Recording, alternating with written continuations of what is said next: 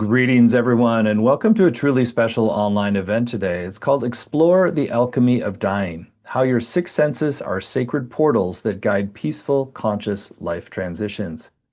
My name is Stephen Dyna. I'm the founder and president of the Shift Network, and our relationship with death is really at the foundation of how we live our lives. And when we can embrace death as a sacred transition, as a portal to a deeper soul existence, and to see this as one of the most important moments in our life, and to prepare for it, to embrace it, it actually shifts how we live the whole rest of our life. We're going to explore some of the how-to of that with a remarkable pioneer in this space. Her name is Felicity Warner.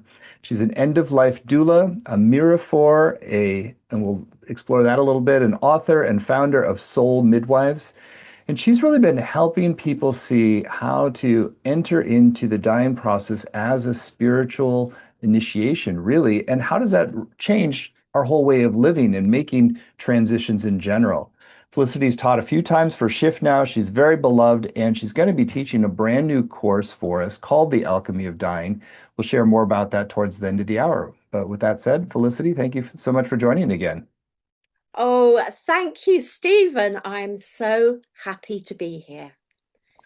Beautiful. Well, I always like, even though you've done a few of these now, I always like to start with a little bit of your personal backstory, since focusing on the dying process and is not your typical career path growing up. And so, what really brought you to this, particularly approaching it as a spiritual transition? Oh, thank you, Stephen, for the opportunity to explore that and describe it. Yeah, if anyone had told me years ago that I would be teaching people how to die well and how to understand death as a sacred transition, I probably would have just run away. It would have been easier, actually. But luckily, I love my work. I began this work really because I was brought up by my wonderful grandmother, who was just the most incredible person. And when I was 13, she developed lung cancer and she died within a year. But that year was incredible. It was a very, very pivotal time in my life where I was close up to death at first hand. I mean, really close. We even shared a bedroom. At night, we would talk about what death was all about. And although she didn't tell me she was dying, she kept it a secret. It was always like the elephant in the room. Hmm. So, over that year, I really got to know a lot about the journey towards death. I then, as I grew up later on, became a journalist working with dying people. And I realized after a while I wanted to actually be a therapist rather than just writing.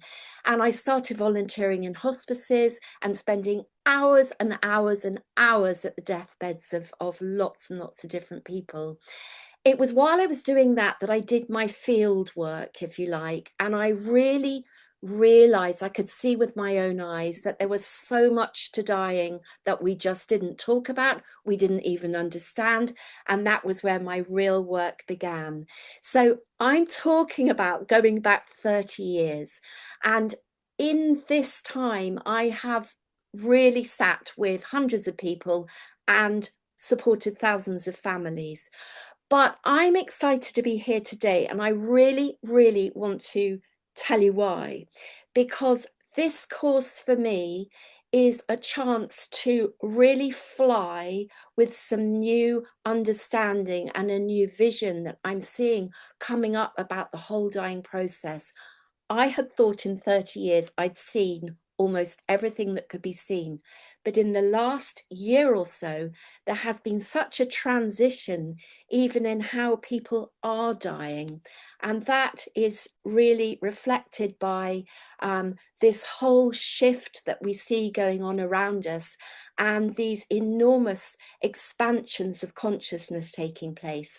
So, I feel this is the most important course I've probably ever taught because I am really going to dive very, very deep into what the nature of death is and how we can really, really navigate using the senses as sacred portals. Hmm. Well, I'm intrigued that evidence for the larger shift of consciousness on the planet is showing up in the dying process, particularly since you've had 30 years of experience and there's some emergent qualities. So, share a little bit about how that paradigm is shifting, what you're seeing where people were 5 years ago and what you're seeing more emergent now in terms of the dying process. Yeah. Well, I think generally globally, there's been a flourishing of death awareness, and that's undoubtedly helped. People are talking about death more. There are death cafes, there are all sorts of groups that meet. This is a subject that's come out from the dark into the light in a way. But what I'm really seeing now is that people are dying much more consciously and that they want to be involved in the journey. And what I'm recently seeing is even more exciting and expansive than that. What I'm seeing is that as consciousness rises and people are, their frequencies are expanding, what is happening is that they are in much more direct contact with their oversoul, who is then leading them through the journey. In a way, our oversoul is being our own death doula. And there Oh. is much more of a sense, I think, that people are feeling a return to light, a return to a more expanded state, rather than feeling that death is the end, which is what we were always taught when we were Hmm. younger. So it's almost like the identification with the local personality self is loosening some as a result of all this work. Maybe there's some field effects too, not just individually, but like collectively. I've seen that in other fields. There was an Aikido teacher I had named George Leonard, and he said that over the course of his career, he watched people struggle to master a particular move, and then eventually there was like a critical mass of people who could do that move, and then people would learn it faster who had never been exposed to others. And so he hypothesized it was almost like a morphogenetic field that people were tapping into. It sounds like there's something similar with that people like once there's almost like enough people who have gone through a more awakened, you know, oversoul connected process, then that actually sort of can ripple out to others, maybe. There absolutely is. And I think that this field was beginning to grow maybe 30 years ago. I felt this zeitgeist energy coming in about death around that time. And that's when I started doing my work.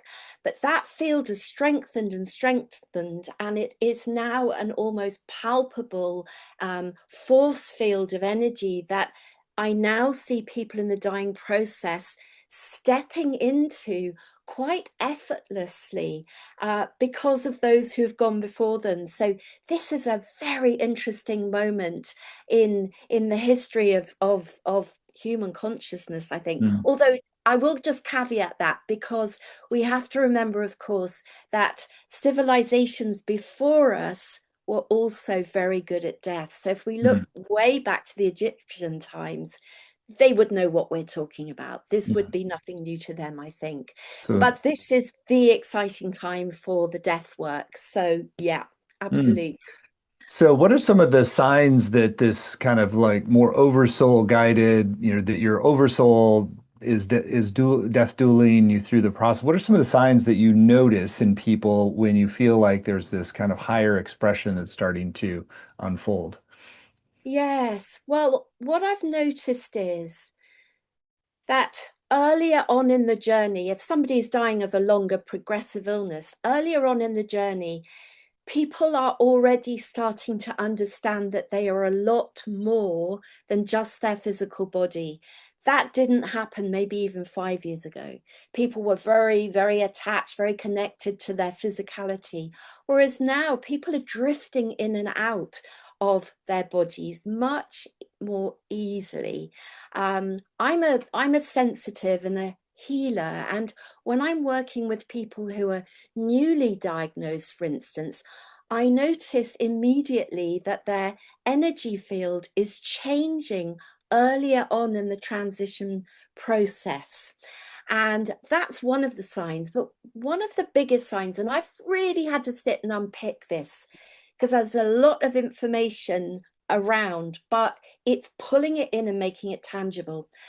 one of the things I've noticed is that people's senses, so touch and smell and hearing and seeing, are all part of the physicality of the body, obviously, but they are like these bridges that connect us with the non-physical. Hmm. And when people are dying now, I notice that they are having many more experiences and inner journeys connected with their senses, and how their senses are morphing into non-physical senses as they're dying. So I'm just going to give you a really quick example. For instance, sight and seeing. We use our eyes, we see things, and we that's how we navigate our world.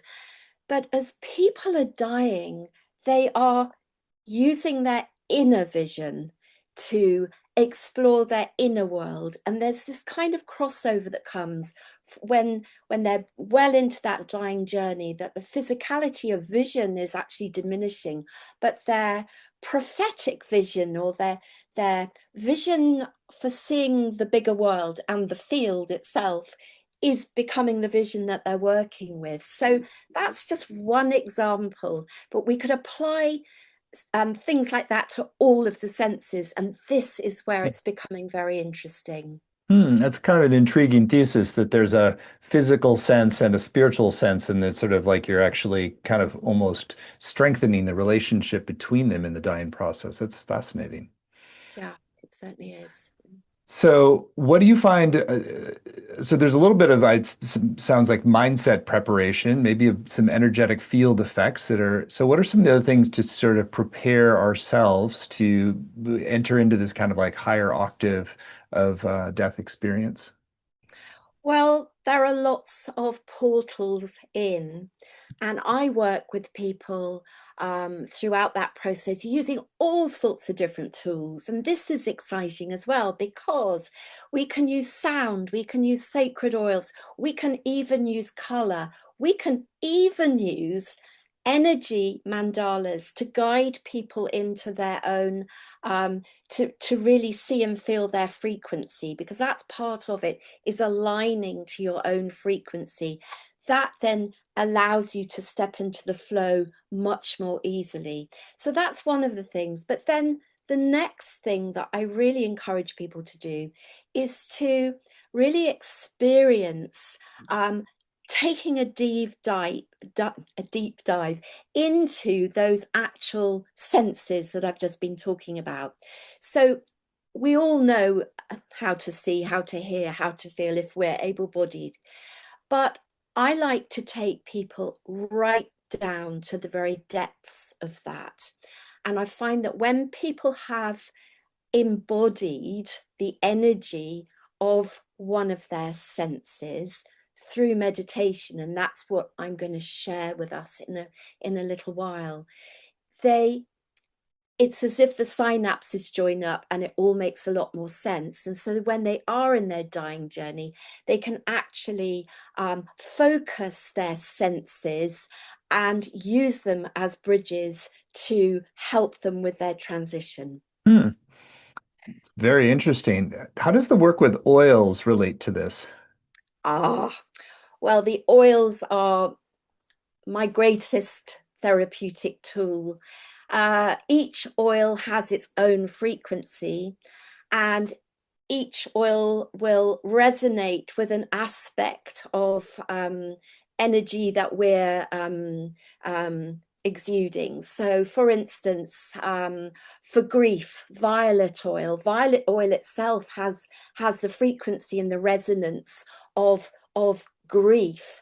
If we work with a person who is grieving with violet oil, the oil meets the frequency of the person, they align together, and then spirit and soul are become in total balance. And that's how the oils work. So they come in really to bring us back into harmony and balance. And I could do my work without them, but I wouldn't want to, because they are such pure tools for consciousness in this work. Hmm. What and you so when you say you're a miraphor, what's that's also tapping into a larger history around this work. Maybe it's worth presencing. Yes, absolutely. So I was so lucky. Over 50 years ago, that shows how old I am, but I met an amazing woman in Denmark who was a Mirafor. And a Mirafor is a mistress of the oils. And her tradition, her lineage dated right back to Mary Magdalene's lineage. And I was taught for 3 years how to work on a very deep level with the frequencies of these oils to harmonize and rebalance spirit and soul.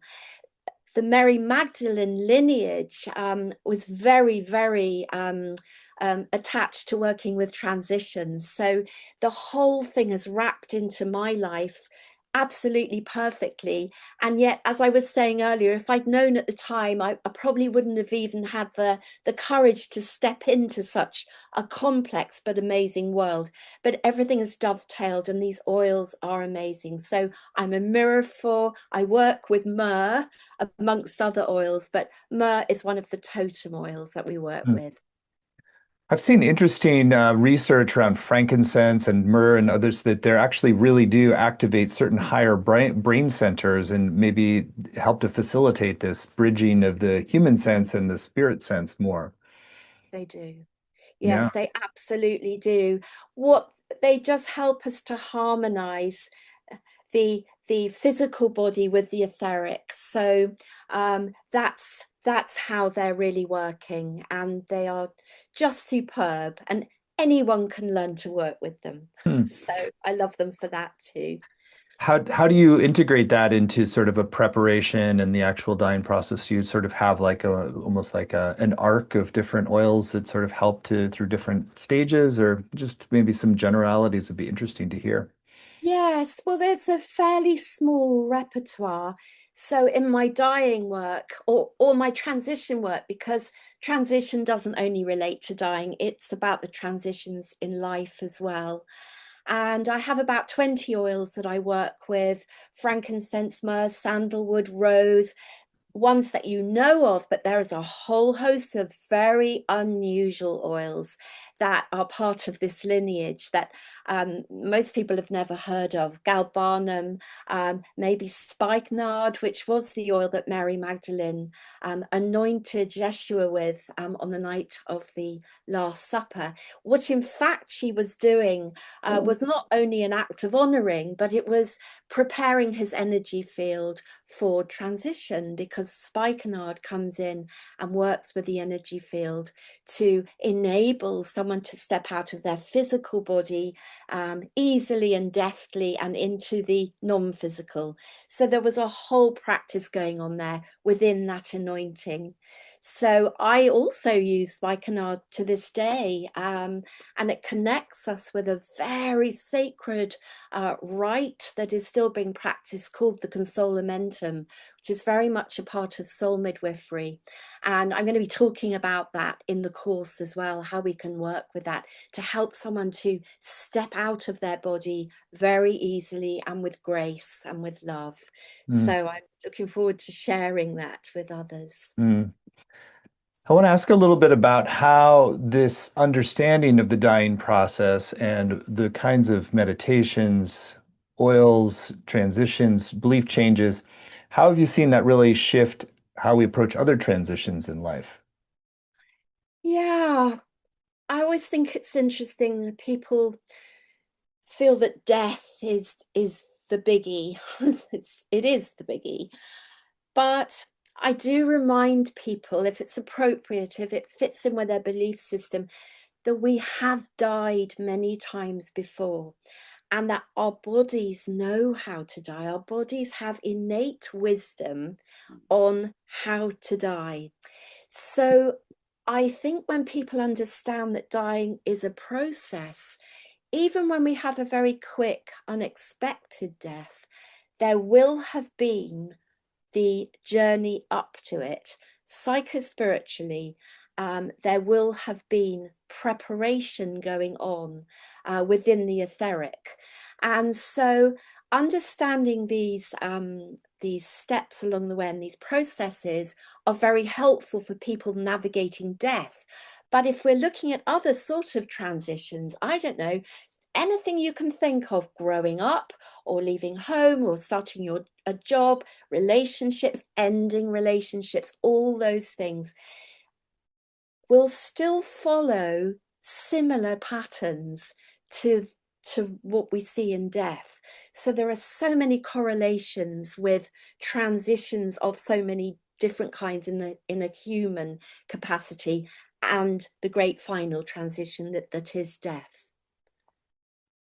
Fascinating. Well, I know you want to guide us in a much more experiential deep dive into the senses as sacred portals. And do you want to share anything more that helps us to prepare or orient around that before we jump into that? Yes, thank you, Stephen. So I would love to just take this opportunity for everyone watching, if they'd like to join in, to really relax deeply into their bodies and to just switch off their minds for a little while. And to, as I guide you through the meditation, to really allow yourself to go deep into the sense that I'm talking about, and to really just lose yourself into that sense for a little while. And I'll take you through that whole journey. And I hope that at the end of it, you will find that you've made some connections with the frequency of those senses and how they felt as you embodied them. And that you might even be able to return to this and do this on your own. Because I think as a practice doing this is really, really helpful as we face all these different transitions in life, and of course the big one leading up to death. Welcome everyone. Before we begin, just allow yourself to arrive. Nothing to do, nothing to understand, no experience you need to have. Simply arrive here exactly as you are. If it feels comfortable, allow your eyes to close.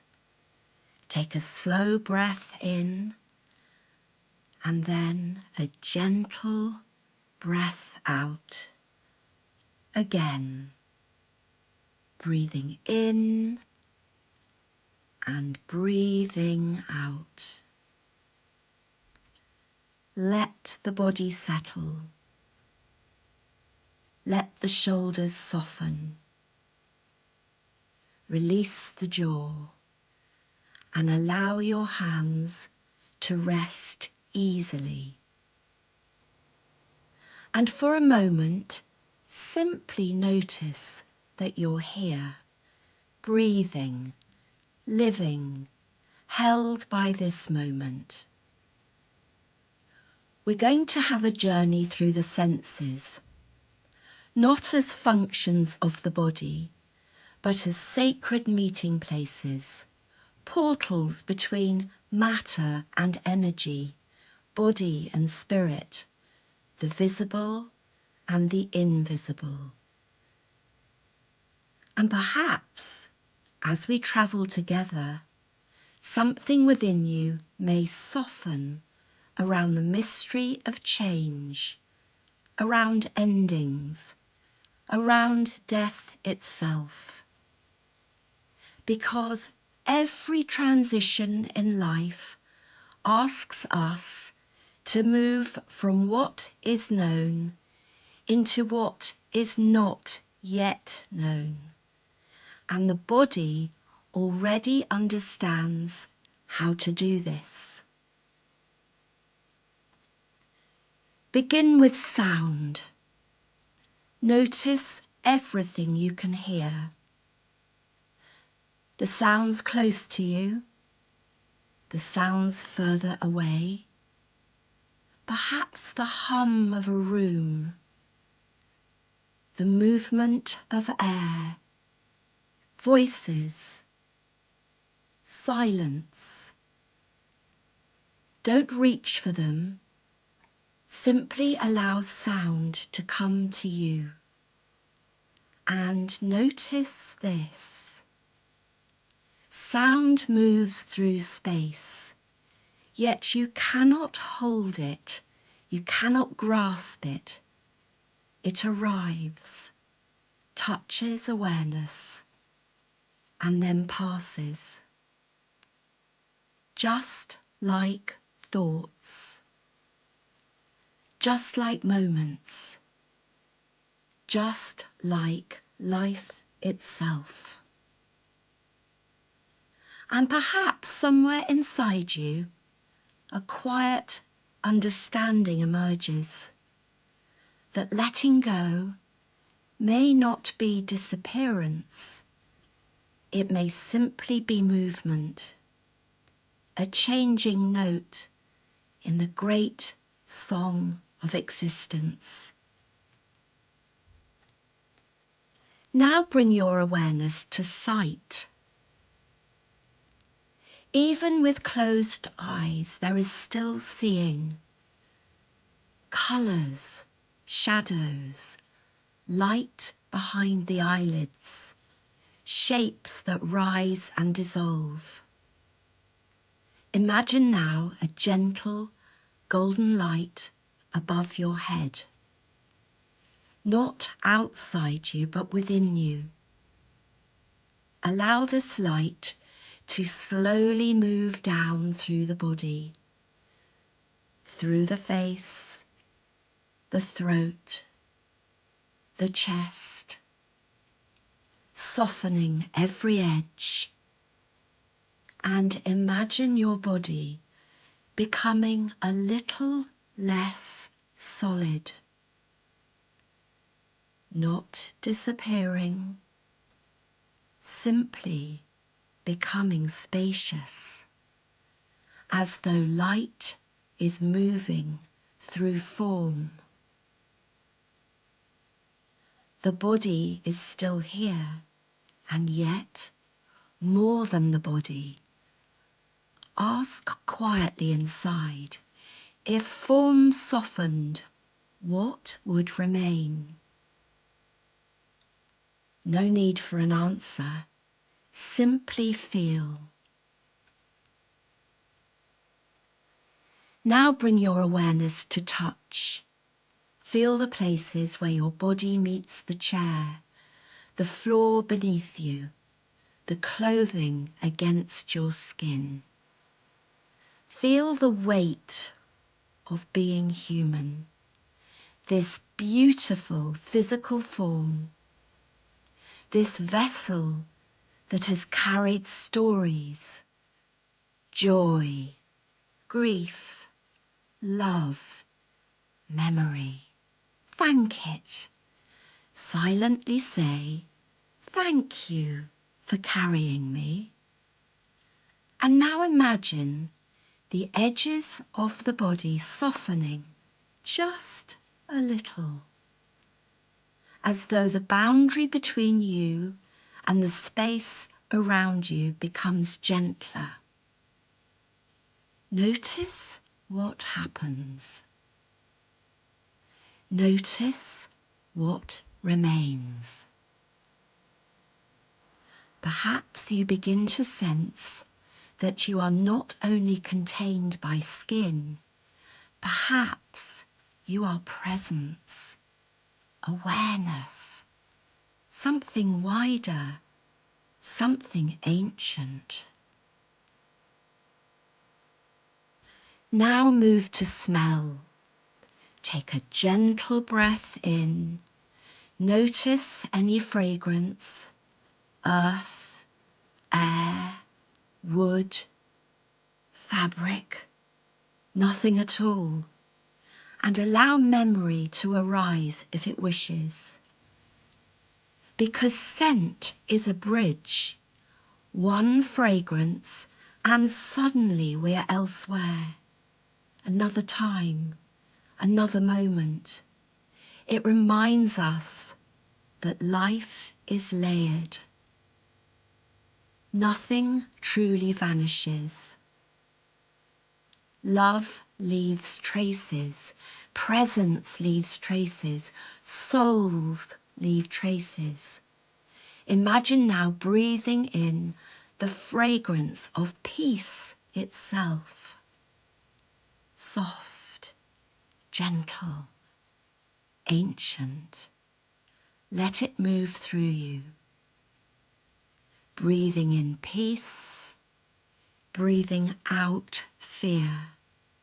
Again, peace in, fear out.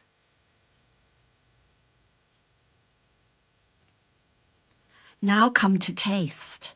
Notice the taste in your mouth right now. Simple, ordinary. And reflect for a moment on how life has moved through you. The sweetness, the bitterness, the things you welcomed, the things you resisted, all of it becoming a part of your human story. And perhaps quietly say, I honour all that life has given me. I honour all that I have become. Let those words settle.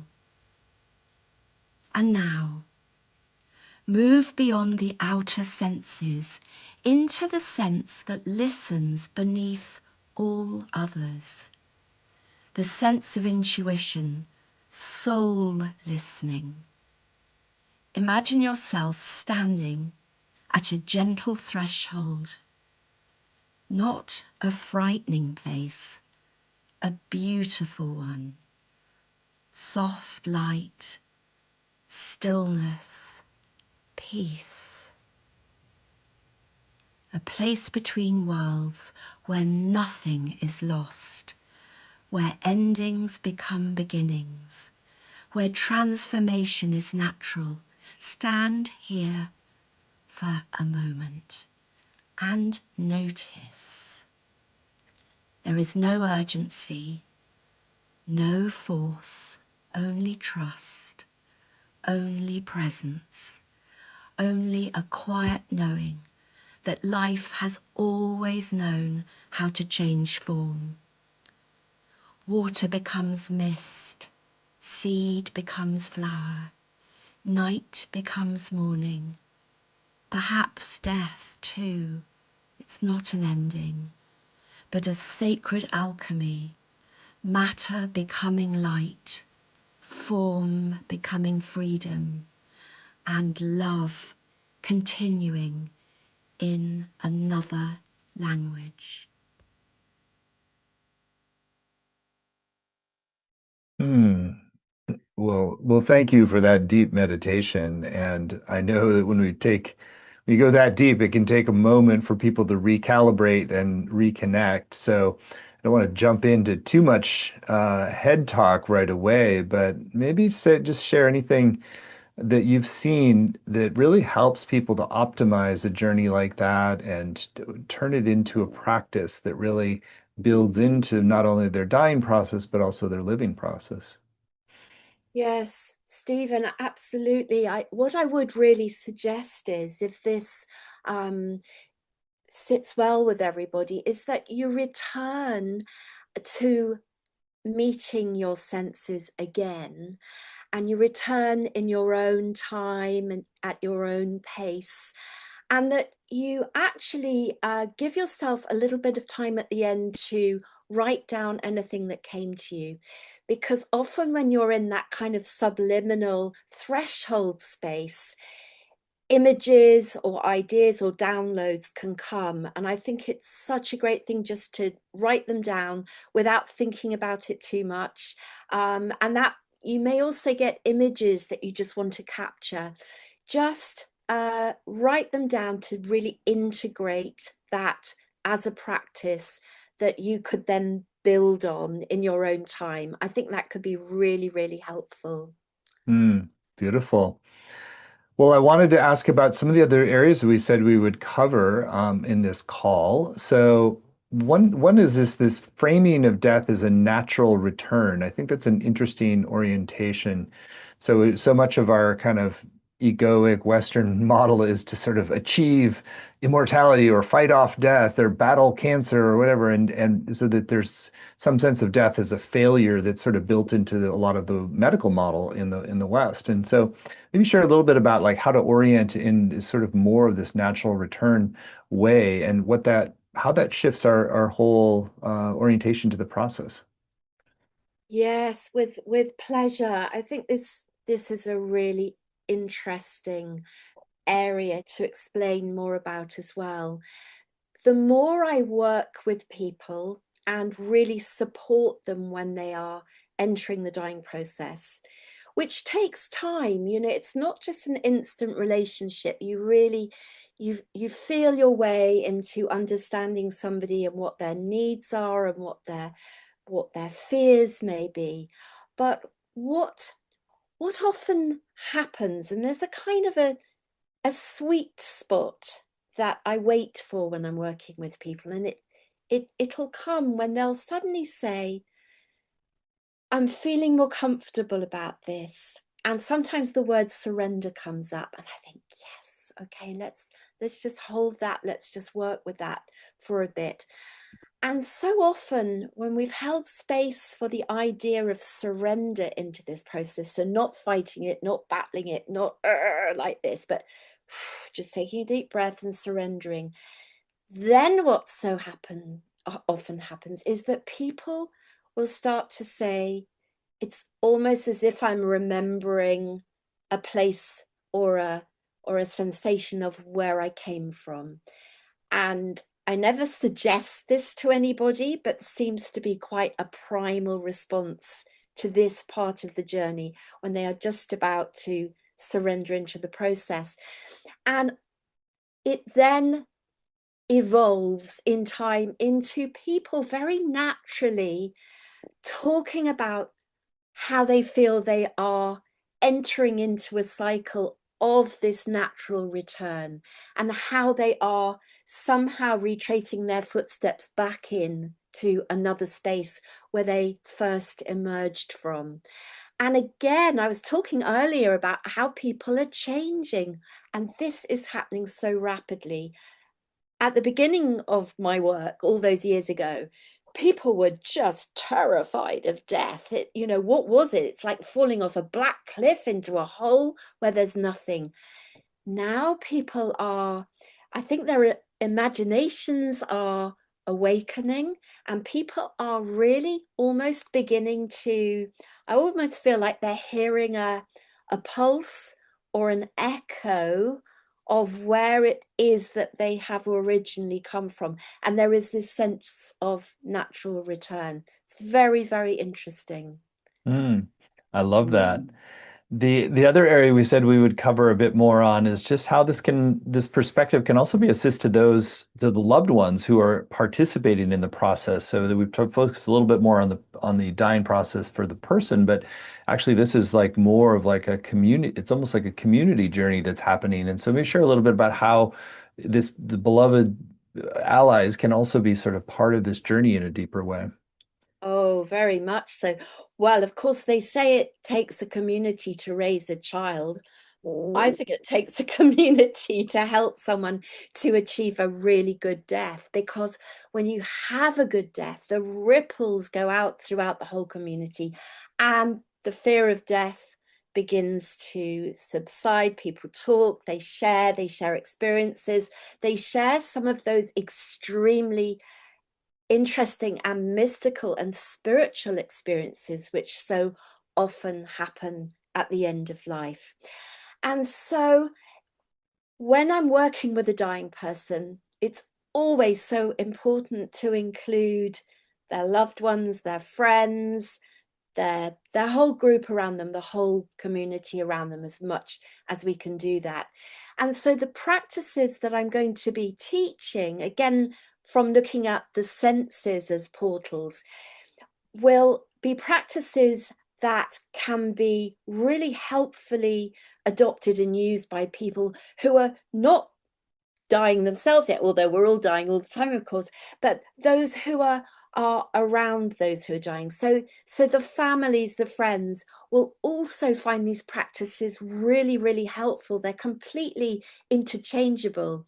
And there's another aspect of that which I really like, is that dying people so often feel terribly isolated.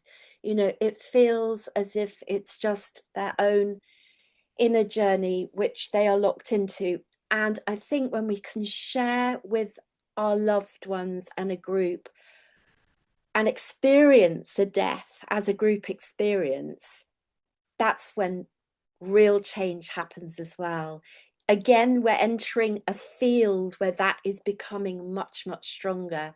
So I'm going to explore that field and how we can make sure we enter into it consciously with some of these practices. And some of these practices will be with oils, some of them will be with breath, some of them will be with sound, some of them will be with visualization. I've got a whole raft of tools in my tool bag, which I will open out and share with everybody. Well, I can really hear your genuine excitement to share all the tools and the perspectives that you've gathered over your many decades of work. So let's talk explicitly about the course now. It's called The Alchemy of Dying: Transform Your Six Senses into Sacred Portals for Peaceful Transitions and Soul Awakening. You can find it at the URL alchemyofdying.com, alchemyofdying.com. This is a 7-week journey. You don't have to have any prerequisites for this. It's really just a intuition that this is important for you to learn. Could be you're in a process already of dying, you're working with somebody, a beloved, or that you just want to prepare well and or extend the insights into the rest of your life. So, Felicity, share with us a little bit about some of your intentions for what people will come away with, and then we can go through a tour of the modules and the bonuses. Yes, absolutely. Well, I hope the biggest thing that I hope they're going to come away with is feeling empowered and actually inspired and creative about the whole process of death and dying, because it should be, I feel, embraced and met heart to heart, mind to mind, and really entered into with a sense of wonderment and curiosity. When we have that as in our inner core facing death, we absolutely transform the experience. So my absolute hope is that everyone coming on this course will come away feeling completely different and with a completely different headspace and understanding of death and dying. So that is my absolute wish for the course. So module 1 is called Transform Your Relationship with Death Through the Wisdom of the Senses. Okay, this is a really important module for just putting down the anchor and for saying, okay, let's really look at what death is all about, and to ask one really important question at the beginning, which is, what if death is not something to fear, but something to understand? And I think, again, I want to open out the curiosity as to what this journey is going to be all about and how we can meet it and be involved in it. I want to also show how people, students in the course, can become vessels to contain a whole new raft of sacred knowledge. And I touched on that earlier about how things are changing so fast at the moment that we will be dying very differently as a result of this new wave of consciousness coming in. And so I want to help people to become vessels to contain that new knowledge and wisdom and the frequency that comes with that. So that will be our first module. Module 2, Awaken Your Inner Vision Through the Light Within. So as our perspective begins to shift, we'll explore the deeper nature of seeing, and we will learn how vision will become much more than just sight alone, but it will become a doorway into awareness and insight and the light that exists beyond the physical. So I will be coming up with stories to illustrate this and practices to take us into that journey of seeing into death. And I will be bringing in all sorts of ideas and questions to ask as well. Module 3, navigate transitions with greater ease through the healing alchemy of sound and presence. I'm very interested in working with sound and hearing at time of death. You will probably all know that hearing is the last sense to actually leave the body. But I wanted to bring the whole idea of hearing in early in on this course, because sound itself has the power to soothe and guide and transform. It's a really powerful tool to be working with.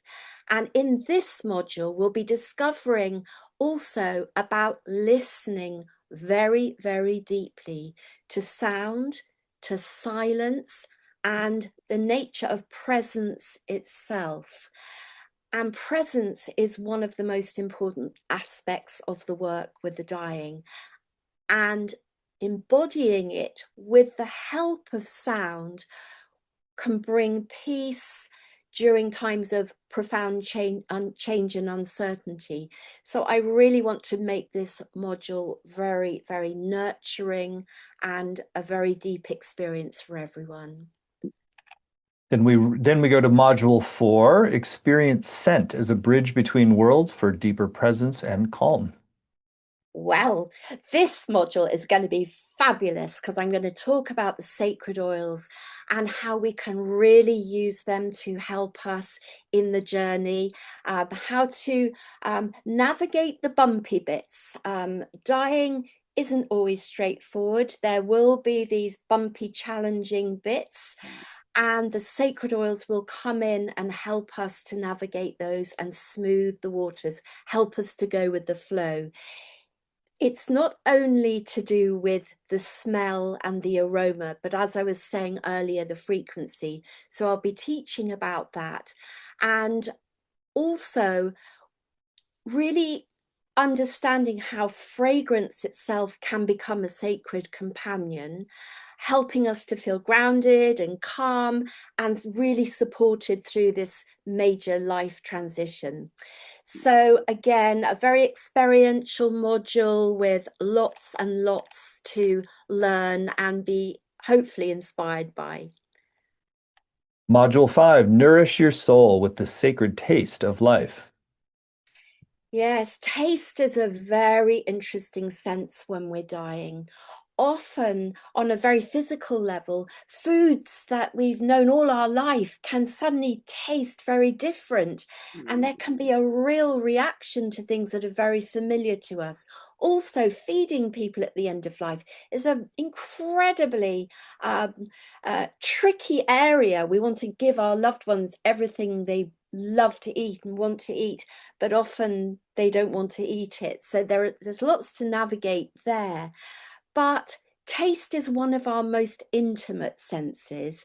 And this module is about slowing down and also learning to savor life. So there's a double edge to this module. Discovering also how gratitude and again presence and appreciation can nourish the body and soul during transition. Module 6, experience sacred touch as a reverent pathway to peaceful transition. Yes, touch is often the last language that we can share with another. And I'm going to be teaching, again, a whole raft of techniques and skills, some of them just with our hands, some of them actually with our eyes, and of course, some of them with anointing skills from the sacred oils, but showing us how compassionate touch can help us communicate safely, bring comfort and love when words are no longer enough. And finally, module 7, cultivate trust in the unseen through signs, symbols, and intuition. So we will have been on quite a journey by the time we get to module 7. And as we reach the culmination of this journey, I want to step way beyond the visible world and start to explore how intuition and signs and all sorts of deathbed anomalies will come in and subtly convey the wisdom of the soul. I want with this module to help people to actually develop a deeper trust in themselves in leaving their own lives, and to help them see and understand the mystery that lies beyond what we can see. It's really important that. Hmm. Well, what a beautiful program. This is really a program about awakening through the dying process and awakening to a deeper level of our being through our senses. So, really beautiful offering, Felicity. So, again, you can find the whole program laid out in detail at alchemyofdying.com. So, we've talked about the 7 modules and gotten a little bit of a preview each. There's more detail on the page at alchemyofdying.com. In addition, you're going to have these 90-minute live modules with Felicity, which are times to do practices together and also ask questions live. You also get recordings of every session, both video and audio, as well as transcripts that enable you to go back to study and highlight key points. You'll have weekly practices for home. There's a community group to support you and also build allies around the world. And on the page, you also see Felicity's been very generous with bonuses. There is a bonus called the Alchemy of Death and Dying Workbook and Reflective Journal. This is a PDF she's created. Do you want to share more about that, Felicity? Yes, I wanted something where people could really anchor their experiences and use as a resource, not only during the course, but afterwards, something really solid. Hmm. Then there's a second bonus. It's called 21-Day Death Contemplation Practice. It's another PDF. You want to share more about that bonus? Yes, again, I wanted to leave something or add something rather to the course that backs up and also develops some of the ideas that will be growing throughout the course as it develops. Hmm. So this will be a guide to that and a really supportive tool. Hmm. Great. And then there's one final bonus, which is our special bonus you get if you sign up by midnight tonight Pacific time. And this is a video dialogue with Felicity and Robert Moss, who's our very beloved teacher of dreaming, conscious dreaming work, and it's called The Art of Crossing Worlds, Dreams, Dying, and Intuition. Want to share more about that dialogue that folks get if they sign up today? Yeah, that was just a wonderful opportunity. Robert and I got together. We shared deep connections about the role of dreams and intuition, not only in everyday life, but also specifically to the dying process. So that was a really wow conversation, really exciting. Hmm. And a lot of ideas have come out of that. And I hope that they will for students as well. Yeah, I'm sure there's a lot of deep brilliance in that. I mean, knowing both of you. So it's clearly going to be a beautiful program, amazingly healing, liberating, transformational for your not only your approach to dying, but really how you orient towards life. And we've kept the investment very accessible. It's just 3 payments of $128, so you can save 10% when you pay in full with one payment of $349. The course is going to start July 16th and run Thursdays at 9 a.m. Pacific or noon Eastern. But even if you can't make the live times, you can still get the full value with the recordings, the transcripts, in the community as well. There's some great testimonials on the page from people who have studied with Felicity before and just rave about her. The love, the passion, the depth of wisdom is really so palpable, and even just in this hour together. So you're in really good hands, and you will have a deep paradigm shift in how you approach dying in a really conscious way. And it really can be a portal to your awakening as a soul and your full manifestation in life. So again, it's all at alchemyofdying.com, and you will get that special bonus with Felicity and Robert Moss called The Art of Crossing Worlds, Dreams, Dying, and Intuition when you sign up by midnight tonight. So, Felicity, it's always joyful to be with you. You're one of the most joyful people on the subject of death, I think, in the world, and really helps us shift the paradigm when you see how much you love what you do and how much beauty and magic come from this. So, anything that's still on your heart you want to share with folks who are considering doing the course with you? Oh, Stephen, thank you. You're so kind. I cannot tell you how much I love doing this work. And I speak always from the heart. My stories are always from the heart and my experiences.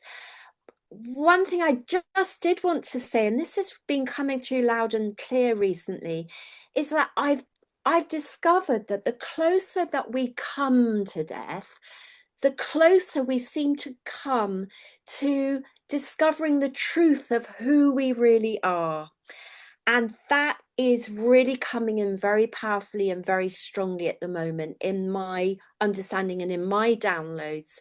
And I just want to say that if you have ever sensed that death isn't a disappearance, but is actually a transformation, then I hope that this course has found you at exactly the right moment. So if you're thinking you might come with an open mind, an open heart, a sense of awe and wonderment, and we'll explore together. And I hope that this will forever change everything you think about death, but also life itself. Hmm. So I end with that invitation. Well, how can we resist that? You're so passionate. You're so filled with love and purpose with this work. So it's a great blessing. Thank you, Felicity. And again, if you'd like to go further, alchemyofdying.com, and it has all the information there, and you can read through and also get a sense for the art of crossing worlds, dreams, dying, and intuition. And it's to your advantage to sign up right away. So thank you so much. Many blessings. Thank you, bless.